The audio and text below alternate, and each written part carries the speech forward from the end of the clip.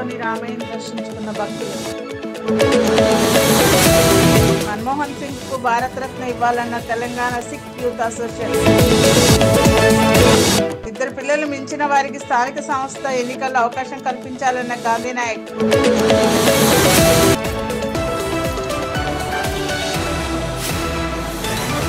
భద్రాద్రి కొత్తగూడెం జిల్లా భద్రాచలం శ్రీ సీతారామచంద్ర స్వామి వారి దేవస్థానం భక్తులతో కిక్కిరిసింది. వరుసగా సెలవు దినాలు రావడంతో దేశ నలుమూల నుండి రామయ్య భక్తులు పెద్ద ఎత్తున భద్రాచలం తరలి వచ్చారు. స్వామివారి దర్శనం కోసం క్యూలైన్లో భక్తులు బారులు తీరారు. పవిత్ర గోదావరి నది తీరంలో తెల్లవారుజాము నుంచే భక్తులు పుణ్యస్నానాలు ఆచరించి రామయ్యను దర్శించుకొని ప్రత్యేక పూజలు నిర్వహించారు.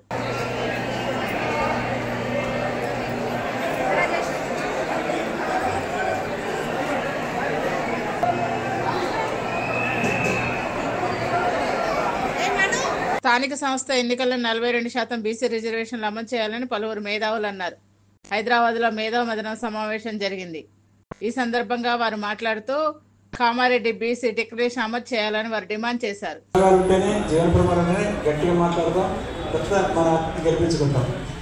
ఆ లెక్కలో కనుక తీసుకుంటే మనకి ఇప్పుడు ఒక ఐఏఎస్ పరీక్ష ఉంది, బ్యాంక్ ఎగ్జామినేషన్ ఉంది, రైల్వే ఎగ్జామ్, అన్నిటికీ డిగ్రీ ఒక మినిమం క్వాలిఫికేషన్ అయినప్పుడు, అర్హత అయినప్పుడు వేరు ఎందుకు పెట్టాలి?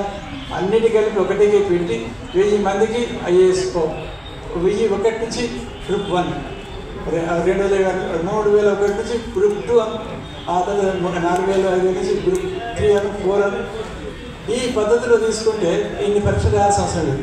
వాళ్ళందరినీ మళ్ళీ నువ్వు బ్యాంకు తీసుకొని బ్యాంకు 2 సంవత్సరాలు ట్రైనింగ్ తీసుకో, రెగ్యులర్ తీసుకో, ఏమన్నా తీసుకోండి.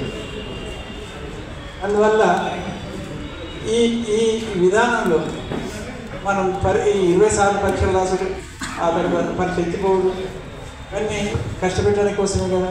గ్రామీణ ప్రాంతాలు ఉండేవన్నీ అందుకోవడం, తెలుసుకోవడం, రాయడం సాధ్యమవుతుందా ఫీజు కట్టడం. అందువల్ల ఒక అర్హతకి ఒకటే పరీక్ష పెట్టుకొని అందరు కలిసి పంచుకోవాలి. ఎంతమంది ఉద్యోగాలు ఏటా ఒక క్యాలెండర్ పెట్టుకొని ఇచ్చుకోవాలి. ఆ తర్వాత ఒకటి పార్లమెంట్లో, శాసనసభలో సీట్లు పెంచాలి. అన్నిటికన్నా ముఖ్యమైన మంది మర్చిపోతున్నారు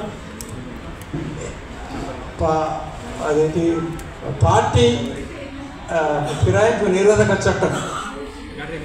రాజీవ్ గాంధీ ప్రధానమంత్రి అయ్యి 400 పైగా సీట్లు వచ్చిన తర్వాత ఎక్కడ వెళ్ళిపోతారో అనుకున్నాడేమో. ఆ తర్వాత పార్టీలు ఫిరాయింపు నిరోధక చట్టం తీసుకొచ్చిన తర్వాత అది కాలక్రమంలో ఏమైందో గమనించాలి.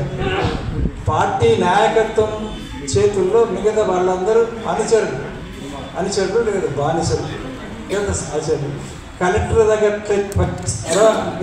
మిగతా అట్లా పనిచేసే వాళ్ళకి మారిపోయినారు.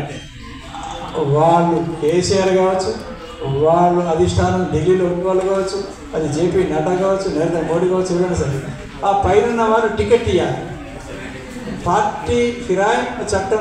మాజీ ప్రధాని మన్మోహన్ సింగ్ కు భారతరత్న ఇవ్వాలని తెలంగాణ సిక్ యూత్ అసోసియేషన్ అధ్యక్షుడు జోరావర్ సింగ్ కేంద్ర ప్రభుత్వాన్ని డిమాండ్ చేశారు. ఆర్థిక శాస్త్రంలో అత్యున్నత విద్యను పూర్తి చేసి దేశ ఆర్థిక మంత్రిగా, ప్రధానిగా మన్మోహన్ చేసిన సేవలు చిరస్మరణీయమన్నారు. రాజధానిలో సిక్ పేరిట ఘాట్ ఏర్పాటు చేయడం, జాతీయ స్థాయిలో పాఠ్యాంశంగా చేర్చడం, జీవిత చరిత్రను పాఠ్యాంశంగా చేర్చాలని, విమానాశ్రయానికి ఆయన పేరు నామకరణం చేయాలని న్యాయవాది శ్రీనివాస్ రెడ్డి అన్నారు. Today we are here to pay condolence to the former Prime Minister Sardar Dr. Manmohan Singh, and technology's acknowledgement work to the nation and to the world by taking few decisions which really help us from overcoming from the economic issues and financial crises that we have faced in 2008. And he has also played a key role in terms of taking unilateral decision between India and US. And with all this contribution and his education contribution which he has mentioned, we are demanding to give the highest civilian award, that is Bharat Ratna, to him, so that we can pay homage to this departed soul. So that's it from my. Thank you very much. ఇద్దరు పిల్లలు మించిన వారు కూడా స్థానిక సంస్థ ఎన్నికల్లో పోటీ చేసే అవకాశం కల్పించాలని గిరిజన కార్పొరేషన్ మాజీ చైర్మన్ గాంధీ నాయక్ ప్రభుత్వాన్ని డిమాండ్ చేశారు. 1995లో చంద్రబాబు నాయుడు ఈ జీవోను ప్రవేశపెట్టారని తక్షణమే రద్దు చేయాలని అన్నారు. సీఎం రేవంత్ రెడ్డి ఏకీకృత తీర్మానం ద్వారా తొలగించాలని ఆయన కోరారు. భారతదేశంలో అప్పటి ఉమ్మడి రాష్ట్రంలో 4.96% మాత్రమే ఆంధ్రప్రదేశ్ జనాభా కలిగి ఉండే. అప్పటికి 18.26% జనాభా కలిగిన ఉత్తరప్రదేశ్ రాష్ట్రంలో కానీ 16.26% జనాభా కలిగిన మహారాష్ట్రలో కానీ మాకంటే అప్పటి ఉమ్మడి ఆంధ్రప్రదేశ్ కంటే దాదాపు 10 రాష్ట్రాల్లో అత్యధిక జనాభా కలిగిన ఆ రాష్ట్రాలలో ఏదైతే స్థానిక సంస్థల ఎన్నికల్లో ఇలాంటి కఠోరమైన నిబంధనలు జరగకపోవడం విచిత్రం విడ్డూరం. ఎందుకంటే ఇలా చట్టాలను చేసి ఎమ్మెల్యేలు, ఎమ్మెల్సీలు, ఎంపీలు, రాజ్యసభ సభ్యులకు మరియు అటెండర్ నుంచి మొదలుకుంటే ఐఏఎస్ వరకు ఉద్యోగాలు చేసి 35 సంవత్సరాలు ఉద్యోగాలు చేసే వారికి మరియు A1 కాంట్రాక్టర్లకు మరియు A1 బిజినెస్దారులకు వాళ్లకు 100 మంది భార్య నుండి 1,00,000 మంది పిల్లలు ఉన్నా కూడా వారు ఈ దేశ జనాభాను తగ్గించాల్సిన అవసరం లేదు.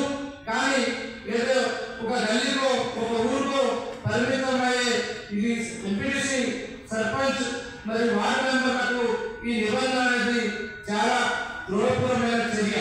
కనుక మేము గత 10 సంవత్సరాల నుండి తెలంగాణ రాష్ట్రం ఏర్పడిన తర్వాత తెలంగాణ ఉమ్మడి రాష్ట్రం ఉన్నప్పటి నుంచి ఈ జీవనం తీసేయాలని మేము అప్పటి ప్రభుత్వానికి, ప్రస్తుత ప్రభుత్వానికి, ఇప్పుడు కొనసాగుతున్న ప్రభుత్వానికి అనేక మార్లు మా కమిటీ ద్వారా ఇద్దరు నుంచి పిల్లలు కలిగిన ఆ రాష్ట్ర కమిటీ ద్వారా ఈ ప్రభుత్వానికి మేము మొదలుపెట్టుకోవడం జరిగింది.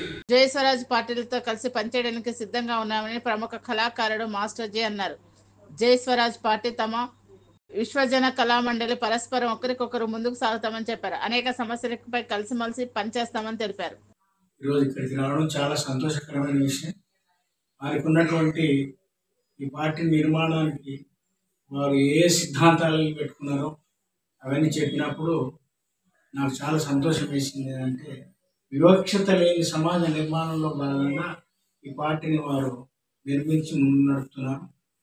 మరి అటువంటి వారికి, వారి యొక్క పార్టీ సభ్యులకు, మిత్రులకు నా శుభాభినందనలు తెలియజేస్తూ, ఇటువంటి మంచి సదాశయం కలిగినటువంటి వ్యక్తితో నేను కూడా అంటే నాకు వీలున్నంత మేరకు నేను కలిసి పనిచేయాలనేసి నేను కూడా అనుకుంటున్నా.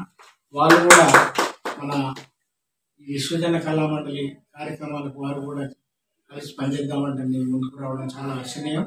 కాబట్టి తప్పకుండా ఒకరికొకరు ఈ సమాజంలో ఉన్నటువంటి హెచ్చుతగ్గుల నిర్మాణం కోసం కలిసి పనిచేస్తామని ఈ సందర్భంగా మీకు అందరికీ కూడా నేను విన్నవించుకున్నాను. Thank you very much.